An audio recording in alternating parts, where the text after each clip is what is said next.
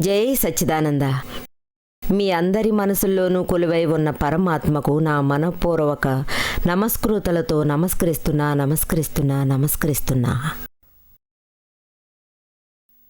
ఈరోజు కూడా మనం తల్లి, తండ్రి, పిల్లల వ్యవహారాల గురించి ఇంకా తెలుసుకుందాం. తల్లిదండ్రులు ఎప్పుడూ తమ పిల్లల మీద ఆశలు పెంచుకుంటారు. మన పిల్లలు ఎప్పుడూ బాగా చదువుకోవాలి, బాగా వృద్ధిలోకి రావాలి. ఎవరి మనసులోనూ ఆర్డినరీ డిగ్రీ ఆలోచనలు మాత్రం రావడం లేదు. కంప్యూటర్ ఇంజనీర్ కావాలి, లేదా ఒక గొప్ప మెకానికల్ ఇంజనీర్ కావాలి, లేదా మంచి తెలివైన డాక్టర్గా రాణించాలి అని ఇలా ఆశించడం వల్ల ప్రతి తల్లి తండ్రి తమ పిల్లల చదువు విషయంలో ఇలాగే కోరికలు పెంచుకుంటూ ఉంటారు. ఈ పిల్లల మధ్య ఒక ప్రశ్న ఉంది. మనకు చదువు విషయంలో తల్లిదండ్రుల ప్రెషర్ బాగా ఎక్కువైపోతుంది. అది అలాగే అణుచుకుంటున్నారు. చదువు చదువు చదువు, మేము ప్రయత్నిస్తున్నాం, బాగా చదవాలనే కోరిక మాకు ఉండదా ఏంటి? కానీ ఏం చేసేది, మాకు జ్ఞాపక శక్తి చాలా డల్గా ఉంది. మేము ఎంత చదివినా జ్ఞాపకం ఉంచుకోలేకపోతున్నాం. ఇదే తల్లిదండ్రులతో చెబితే చిన్నప్పుడు వీడు బాగా చదివేవాడు, నిజంగా మేధావి అంటారు. ఎన్నో జ్ఞాపకం ఉంచుకునేవాడు, ఒక్కసారి చదివితే చాలు గుర్తుండిపోతాయి. కానీ ఇప్పుడు ఎందుకు కాలేజీకి వచ్చినా, లేక ఇంటర్కి వచ్చాక, లేదా ఎస్ఎస్సికి వచ్చినా ఆ జ్ఞాపక శక్తి ఉండట్లేదు. ఎందుకు? ఇప్పుడు వాడికి ఏమైంది? అప్పట్లో ఏం చెప్పిస్తే అది చాలా కరెక్ట్గా చదువుకునేవాడు. కానీ ఇప్పుడు చూడండి, వాడి దృష్టి అంతా టీవీ మీదే పడింది, లేదా ఆటల్లో ఉంది. ఫ్రెండ్స్ సర్కిల్తో ఎప్పుడూ తిరుగుతూ ఉన్నాడు. అందువల్ల చదువు ఎలా అబ్బుతుంది? ధ్యాస లేకపోతే అతను ఏం చేయగలడు? యాక్చువల్గా తల్లిదండ్రులు చెప్పేది ఒక వాస్తవం లాంటి నిజమే. ఎప్పుడు పిల్లలు టీనేజ్కి వస్తారో వాళ్ళ ఆలోచనలన్నీ మారిపోతాయి. చిన్న వయసులో ఉండగా వాళ్ళ కన్వెన్సేషన్ అంతా చదువు మీద, తండ్రి మీదే ఉండేది. కొంచెంసేపు టీవీ చూడొచ్చు, కొంచెంసేపు ఆడుకోవచ్చు. కానీ పెద్దవాడయ్యాక ఇండిపెండెంట్ మనిషి అవుతాడు. సొంతంగా ఆలోచించడం మొదలెడతాడు. స్వతంత్రం కావాలనుకుంటాడు. ఆ తర్వాత వాడి మనసుకు నచ్చినట్టు నడుచుకోవాలనుకుంటాడు. టీవీ మీదే చాలా ఇంట్రెస్ట్ చూపిస్తాడు. అందులోని ఈ కాలంలో టీవీ ప్రోగ్రామ్స్ స్టూడెంట్స్కి కొంచెం కూడా సూట్ కావు. ఈ సెక్స్ మూవీస్ అన్నీ చాలా వస్తున్నాయి. ఇందువల్ల వాడి మనసు బాగా దెబ్బతింటుంది. చదువుకునే టైంలో మన మనసు అంటే మన మనసు, బుద్ధి, శ్రద్ధ, ధ్యాస, భక్తి ఒకే చోట లగ్నమైతే ఈ చదువుకునేది బాగా బుర్రకు ఎక్కుతుంది. అలాగే మీరు ఎంత చదివితే అంత జ్ఞాపకం ఉంటుంది. మనలో ఉన్న ఈ స్థూలకాయం అందరికీ కనిపిస్తుంది. ఇప్పుడొచ్చి మీరు అద్దం ముందు నించుంటే అన్నీ మీకు కనిపిస్తాయి కదా. స్పీచ్ కూడా వినేలా ఉంటుంది. అదంతా సూక్ష్మంగా ఆలోచించాలి. ఇందులో మనసు, బుద్ధి, తెలివి, శక్తి సర్వం ఇక్కడ పనిచేస్తాయి. ఎక్కడైతే భావాలు జనిస్తాయో అది మనసు. మనసు నుంచి వచ్చేదే థాట్స్. అలాగే ఎప్పుడు నాన్ స్టాప్ థాట్సే వస్తూ ఉన్నాయి. ఎప్పుడైనా కొన్ని థాట్స్ గుర్తు కూడా ఉంచుకోలేకపోతున్నారు. చేంజ్ అవుతూనే ఉన్నాయి. అలాగే ఎప్పుడైనా కొన్ని థాట్స్ ఏదైనా ఒక్క విషయం కోసం మాత్రం ఉందని చెబితే ప్రేమ పెంచుకున్నారా? అది మారుతూనే ఉంటుంది. ఇదంతా మనసుది. ఈ విలువలు మనసువి, భావాలు పుడతాయి. ఇది మనసులోంచి వస్తాయి. మనసు గత జన్మ శక్తి తీసుకొస్తుంది. అందులోంచి థాట్స్ వస్తున్నాయి. ఎవరికైతే ఎక్కువ థాట్స్ వస్తాయో వాళ్ళకి ఈ శక్తి ఎక్కువ, మనోశక్తి ఎక్కువ. దీని తర్వాత వచ్చేదే చిత్తం. చిత్తం అంటే ఎప్పుడూ ఫోటోగ్రఫీ తీసేవి. ఫోటో తీస్తుంది చిత్తం అంటే జ్ఞానదర్శనం. ఈ శరీరం నుంచి చిత్తం బయటికి వెళ్ళగలదు. శరీరంలోనే తిరుగుతూ ఉండడానికి వీలవుతుంది. మనసు ఎక్కడికి బయటికి వెళ్ళలేదు. థాట్స్ లోపల మాత్రమే ఉంటాయి. చిత్తం బయటికి పోవడం వల్ల అది అటూ ఇటూ తిరుగుతూ ఉంటుంది. మీరు ఏ వస్తువు చూస్తారో ఆ వస్తువు దగ్గరికే చిత్తం వెళ్ళగలదు, లేదంటే కుదరదు. ఏది చూడలేదో అది కుదరదు. ఏ చోటైతే డీప్గా ఇంట్రెస్ట్గా చిత్తశుద్ధితో ఉంటామో అక్కడ చిత్రంగా అది పని చేస్తుంది. ఫర్ ఎగ్జాంపుల్, కాలేజీకి వెళ్ళేటప్పుడు బా పిల్లలు బస్టాండ్లో బస్సు కోసం పడిగప్పులు కాస్తుంటారు. అప్పుడు అటువైపు వచ్చే స్కూటీలో ఒక అందమైన అమ్మాయి నడుపుకుంటూ పోతుంది. పొడవాటి కురులు, చాలా అందమైన కళ్ళు. కొంచెంసేపు తనను చూస్తూ ఉంటే తను మనసులోకి వచ్చేస్తుంది. ఆ రూపం తన మనసులో ఒకేసారి స్థిరపడిపోతుంది. ఆ చిత్తంలో ఆ ఫోటోగ్రఫీ అతనికి జ్ఞాపకం వస్తుంది. అతను కాలేజీకి వెళ్ళినా అదే చిత్రమే కనిపిస్తూ ఉంటుంది. ఇంటికొచ్చి చదువుకుందాం అనుకుంటే మళ్ళీ ఆ అమ్మాయి రూపమే తనకి కనిపిస్తుంది. ఈ ఏ కారణంతో జరుగుతుందో తెలుసా? ఈ చిత్తం ఆ టైంలో ఆ అమ్మాయి ఫోటో తీసింది, ఫోటోగ్రఫీ తీయడమైంది. ఆ ఫోటోనే అతనికి మళ్ళీ మళ్ళీ అది జ్ఞాపకం వస్తూ ఉంటుంది. ఆ తర్వాత అతని మనసులోకి వేరే విషయాలు ఖచ్చితంగా రాబోయేది లేదు. మీరు కూడా చూసుండొచ్చు, పిల్లలందరికీ ఈ అనుభవం ఉంటుంది, ఆడవాళ్ళకి కూడా ఈ అనుభవం ఉంటుంది. కొత్తగా పెళ్ళైన వారైతే వాళ్ళకు కూడా ఈ విషయం అర్థమై ఉంటుంది. కొత్తగా పెళ్ళయిందంటే భర్తకి పదే పదే అతని పెళ్ళాం జ్ఞాపకాలే తరచూ వస్తూ ఉంటాయి. అదేవిధంగా భార్యకి కూడా పదే పదే తన భర్త రూపం మాత్రమే గుర్తుకొస్తూ ఉంటుంది. ఇది చిత్తం యొక్క పనే, అర్థమైందా? ఈ చిత్తంలోని శక్తిని చదువుకునే సమయంలో ఉంచితే అదే ఫోటోజెనిక్ మెమరీ అయి ఉంటుంది. కానీ ఈ చిత్తం యొక్క శక్తి ధ్వంసం అవుతుంది. ఈ కాలపు ఆడవాళ్ళకి, పిల్లలకు విశేషంగా నా అప్పీల్ ఏంటంటే ఈ ఆలోచన మాత్రం కలుగుతుందని. చిత్తంలోని శక్తి బద్దలవుతుంది, చాలా అతిగా ధ్వంసం అవుతుంది. సెక్స్ థాట్స్ వల్ల, విషయాలకు సంబంధించిన ఆలోచనల వల్లే. ఈ సెక్స్ మూవీస్ చూడడం వల్ల ఇవన్నీ ఎక్కువ అవుతున్నాయి, చాలా నీచంగా బాధిస్తున్నాయి. మీకు చాలా బాగా చదువుకుని తెలివిగలవాడిగా ఉండే ఒక క్యారియర్ కావాలంటే ఇంకో సైడ్ ఆ శక్తులన్నీ మీకు స్టాప్ అయిపోతాయి. ఈ విధంగా దెబ్బతింటుంది. అందుకోసమే మన పూర్వీకులందరూ ఋషి మునీంద్రులు చదువుకోవడం కోసం బ్రహ్మచర్య స్థితిని ఏర్పాటు చేసుకున్నారు. బ్రహ్మచర్యం అంటే అది నిజంగా చాలా అవసరం. అడవులకంతా వెళ్ళిపోతుంటారు, ఋషిమునుల ఆశ్రమానికి వెళుతున్నారు, అలాగే బ్రహ్మచర్యాన్ని పాటిస్తున్నారు. అలాగే వీళ్ళు లోకంలో ఉన్న యాక్టివిటీస్తో ముక్తి పొందిన వాళ్ళు అవుతున్నారు. అప్పుడే వాళ్ళ కాన్సన్ట్రేషన్ అంతా చదువు మీద ఉండగలదు. ఈ విధంగా బాగా చదువుతున్నారు, కాలేజీలకు వెళ్ళి చదువుతున్నారు, ట్యూషన్స్కి వెళుతున్నారు, ఎక్స్ట్రా క్లాసెస్కి వెళుతున్నారు, బాగా చదువుకుంటున్నారు. ఎగ్జామ్ టైంలో అక్కడ పిల్లలకు ఏమీ గుర్తు ఉండట్లేదని కంప్లైంట్ చేస్తున్నారు. మట్టిలో మీరు ఎంతగా నీళ్లు పోసినా కింద రంధ్రం అనేది ఉంటే మీరేం చేయగలరు? ఇదే విధంగా ఈ సిద్ధాంతంలో రంధ్రం అనేది ఒకటి ఉంది. చిత్తం అనేది అన్నింట్లో, అది ఆట కానీ, పిక్చర్స్ కానీ, మూవీ కానీ అన్నింట్లోనూ ఉంటుంది. ఈ కాలపు ఆడపిల్లలకు ఇవి బాగా అలవాటయ్యాయి. వాళ్ళ విజన్ ఎక్కడికో ఎలాగో వెళ్ళిపోతుంది. కొంతమందికి చదువు టైంలో ఎక్కడో రితిక్ రోషన్ కనిపిస్తాడు, కుర్రవాళ్ళకి ఐశ్వర్యారాయ్ కనిపిస్తుంది. ఐశ్వర్యారాయ్ అనే పేరే మనకు కలిసి రానప్పుడు మీరు ఎలా ఐశ్వర్యారాయ్ బొమ్మతో ఏం చేస్తారు?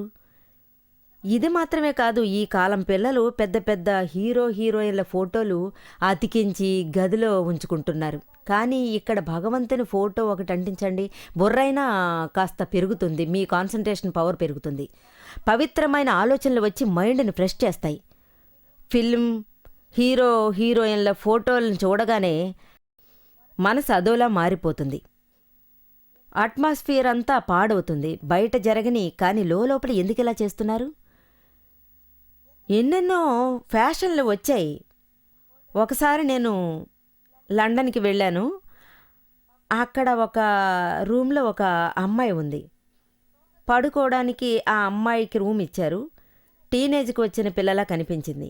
ఆ పిల్ల చాలా అందంగా ఉంది, ఇంటెలిజెంట్గా, మంచి కల్చర్ తెలిసిన పిల్లలా ఉంది. సంవత్సరాల తరబడి దాదాజీ గారి జ్ఞానాన్ని ఫాలో అవుతూ వస్తోంది. కానీ ఇప్పుడే టీనేజీకి వచ్చింది. అక్కడుంది. తన రూంలోనే మాకు రాత్రి పడుకోవడానికి చోటిచ్చారు. రాత్రి అయినందువల్ల మేము ఏదీ అంతగా చూడలేదు. నిద్ర పట్టింది, మేం పడుకున్నాం. పొద్దుట తెల్లారాక చూసాం తన రూంలో అన్నీ హీరో హీరోయిన్ల పిక్చర్లే కనిపించాయి. డాన్, టోనీ, ఇవన్నీ చూసిన వెంటనే ఏమనిపించిందంటే అతని రోజుల్లో అతను చాలా ఫేమస్ అయిన మనిషి. అది చూసి ఆ అమ్మాయితో ఏమిటమ్మా ఇదంతా అని అడిగాను. ఇతని ఫోటో ఇన్ని రకాలుగా ఉంది అన్నాను. దానికి ఆ అమ్మాయి నాతో అంది, ఆ రోజు మా టీనేజీ సెషన్ జరిగింది, అక్కడ చూస్తే తనలాగే ఎందరో గర్ల్స్ ఉన్నారు. అందర్నీ చూసి నేను తనతో ఇన్ని వెరైటీల పిక్చర్లు నీ రూంలోకి ఎలా వచ్చాయమ్మా అని అడిగాను. తెల్లవారగానే ఉదయాన్నేమో కళ్ళు తెరిచేది ఇలాంటి ఫోటోల ముందే కదా, మా అందరి పిక్చర్సు అతనివే. పాపం అమ్మాయికి చాలా షేమ్ అనిపించింది. అరేరే మనం చాలా తప్పు చేశామే అన్న ఫీలింగ్ తనకు కలిగింది. నిర్మాకు నేను నా రూమ్ ఇచ్చాను, కానీ ఈ పిక్చర్లన్నీ ఇక్కడి నుంచి తీయకుండా ఉంచేసింది. ఆ తర్వాత గర్ల్స్ అందరి దగ్గర పర్మిషన్ తీసుకున్నాను, ఇలాంటి పిక్చర్లు తగిలించకూడదని చెప్పాను. భగవంతుని ఫోటోలుంచుకోండి. అందువల్ల అందరూ శ్రీమందస్వామి దాదాజీ ఫోటోలన్నీ నా నుంచి తీసుకున్నారు. అది మాత్రం లేదు, ఈ పిక్చర్స్ అన్నీ మా రూంలో ఉంచుకుంటామని నాకు ప్రామిస్ చేశారు.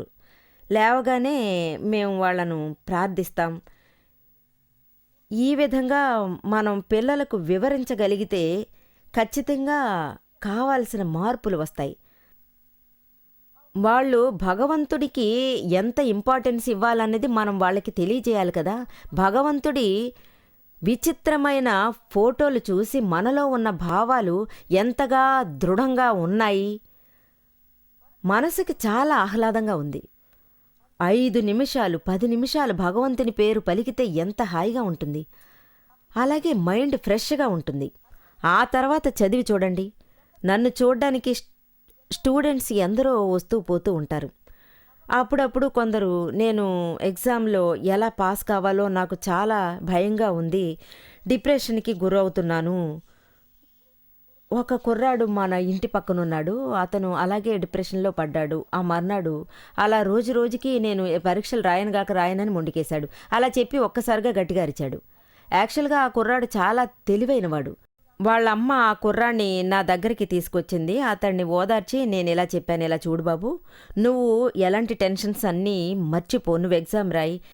నేను ఫెయిల్ అవ్వడం కోసమే ఈ ఎగ్జామ్ రాస్తున్నానని అనుకుంటూ రాయి. ఇదొచ్చి అందరి కోసం కాదు, కానీ డిప్రెషన్ అయిన వాళ్ళకి మాత్రమే, స్పెషల్గా వాళ్ళ కోసం ఇది మా వైద్యం. వెంటనే అతను సరే నేను అలాగే పరీక్షలు రాస్తానన్నాడు. వెళ్ళి ఏమీ చదవొద్దు, నిద్ర మాత్రలు వేసుకుని తిని పడుకోమని చెప్పాను.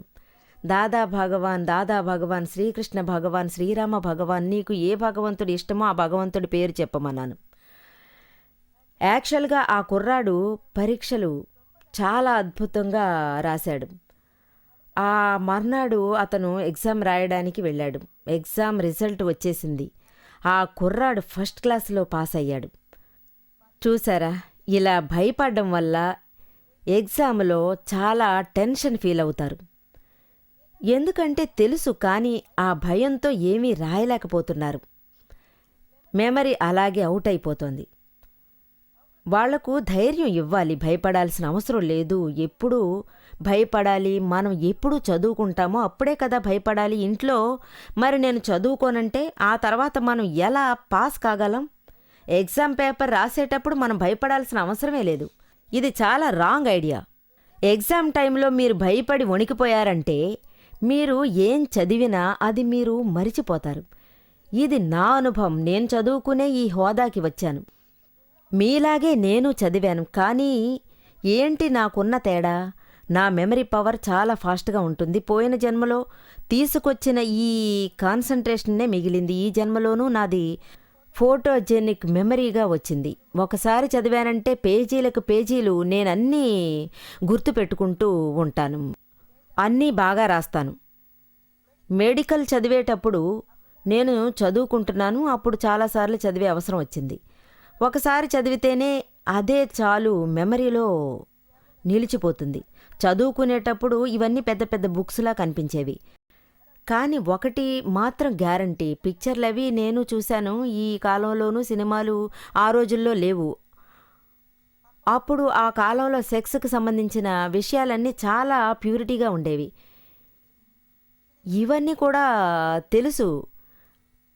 మన చిత్తాన్ని చాలా జాగ్రత్తగా ఉంచుకోవడం చాలా అవసరం. ఆ రకంగా సాల్వ్ చేయలేకపోతే మన అంతరాత్మలో ఉన్న ఆలోచన శక్తి, జ్ఞాపక శక్తి అవన్నీ పోతాయి. ఎవరికి ఒక మంచి భవిష్యత్తు కావాలో వాళ్ళు తమ మనసుని కంట్రోల్లో ఉంచుకోవడం అవసరం. నేను స్టూడెంట్స్ అందరికీ చాలా సింపుల్ ప్రొసీజర్స్ నేర్పిస్తాను. ఏ విధంగా చదవాలి, చదువుకున్నవి ఎలా గుర్తుంచుకోవాలో ఒక టెక్నిక్ నేర్పిస్తాను. దీనివల్ల చాలా మంచి రిజల్ట్ కనిపిస్తుంది. చదువుకోవడానికి ముందు అందరికీ నేను చెబుతూ ఉంటాను, 10 నిమిషాల వరకు మీరు ఏ మంత్రం ఉచ్చరిస్తారో, ఏ భగవంతుడిని ప్రార్థిస్తారో దానికి దీనికి ఏ సంబంధం లేదు. ఆ మంత్రం చెప్పండి. సపోజ్ ఆ మంత్రం మీరు చెప్తున్నారు అంటే చాలా మంత్రాలు కలిపి చెప్పొచ్చు. శ్రీమంత్రం కూడా ఉంది. జైన్ల నవగ్రహాలని, వైష్ణవుల దేవాలయాలున్నాయి. శివుణ్ణి ఫాలో చేసే వాళ్ళకి శివుడు మంత్రాలున్నాయి. ఏ మంత్రం ఉచ్చరించినా ఆ మంత్రం ఉచ్చరించేటప్పుడు ప్రతి వర్డ్, ప్రతి అక్షరం, ప్రతి లెటర్ మీ కళ్ళ ముందు అది కనిపించాలి.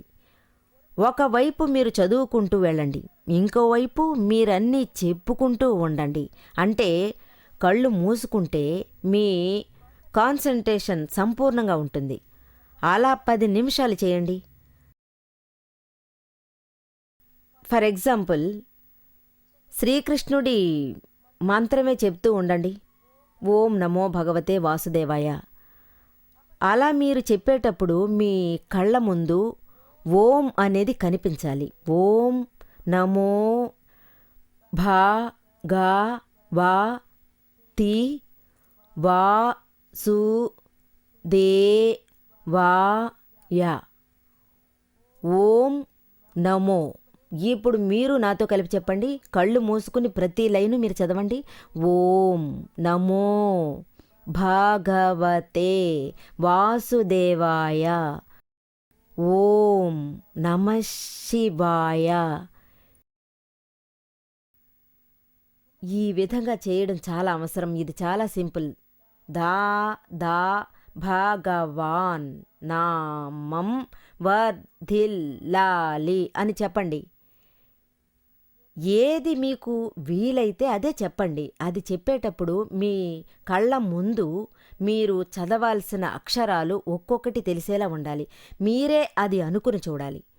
ఈ విధంగా ప్రయోగించి చూడండి, కాన్సంట్రేషన్ పవర్ చాలా ఎక్కువగా ఉంటుంది.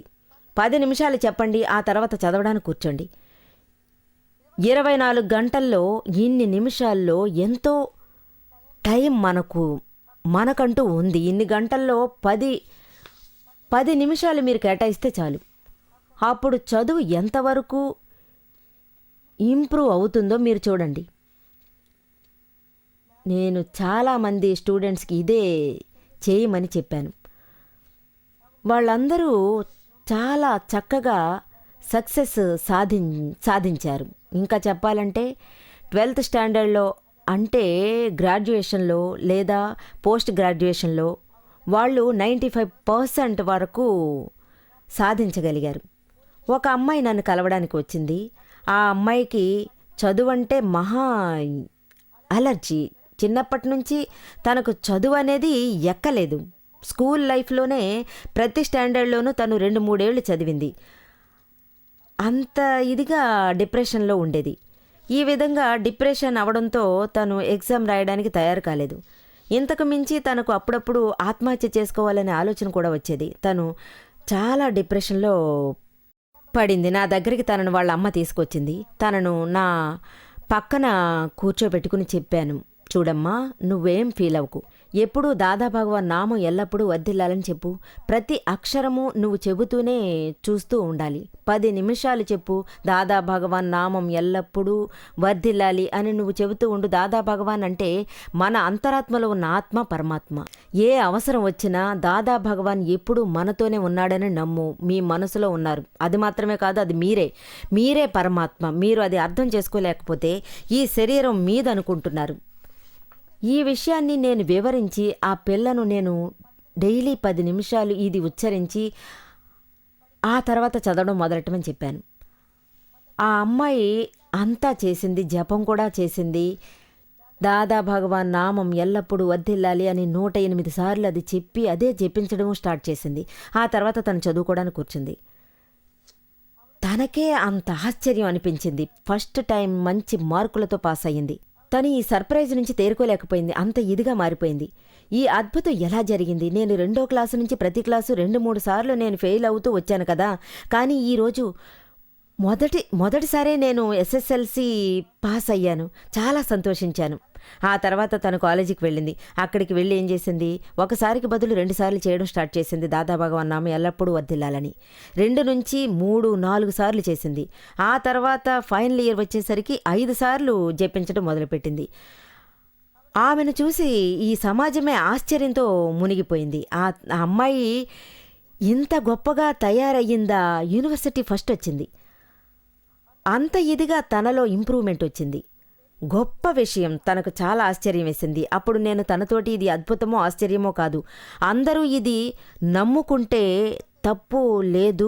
ఇందులో అద్భుతం ఆశ్చర్యం ఏంటంటే ఎవరికి సైడ్ ఎఫెక్ట్ నాలెడ్జ్ లేదో వాళ్లే ఇది అద్భుతం ఆశ్చర్యము అంటారు. నీ కాన్సన్ట్రేషన్ పవర్ చాలా ఎక్కువగా ఉండడం చేత దానికి తగ్గ దారి మాత్రం నీకు చూపించాను. ఈ దారిలో నువ్వు స్ట్రిక్ట్గా పయనిస్తే నువ్వు పరీక్షలు నెగ్గొచ్చు. ఈ విధంగా అందరూ ఫలితం సాధించవచ్చు. చాలామంది అమ్మాయిలు చేశారు. ఒక అబ్బాయి ఉన్నాడు. అతను ఎలా చదివినా పాస్ మాత్రం అయ్యేవాడు కాదు. మెట్రిక్లో అతను ఇంతవరకు పాస్ కానే లేదు. మ్యాథమెటిక్స్లో అతనికి ఏది గుర్తుకు రాదు. అందులోనూ అతను పాస్ కాలేదు. తల్లి తండ్రి ఎంతో వివరించి చూశారు. నాకు చదువు రాలేదు, నేను హీరో అవుతాను అనేవాడు. అప్పుడు వాళ్ళ అమ్మ, నీకు చదువు రాకపోతే నువ్వు ఎలా హీరో అవుతావు అని అంది. అతన్ని కొట్టింది, తిట్టింది. వాళ్ళ తల్లిదండ్రులు వాణ్ణి నా దగ్గరికి పంపారు. నేను వాడితో మాట్లాడాను. తర్వాత అంతా సర్దుకుంది. ప్రయత్నించారు. నేను అతనితో చెప్పేశాను, నువ్వు ఎగ్జామ్ రాసే తీరాలి, మ్యాథమెటిక్స్ పాస్ అయ్యే తీరాలి.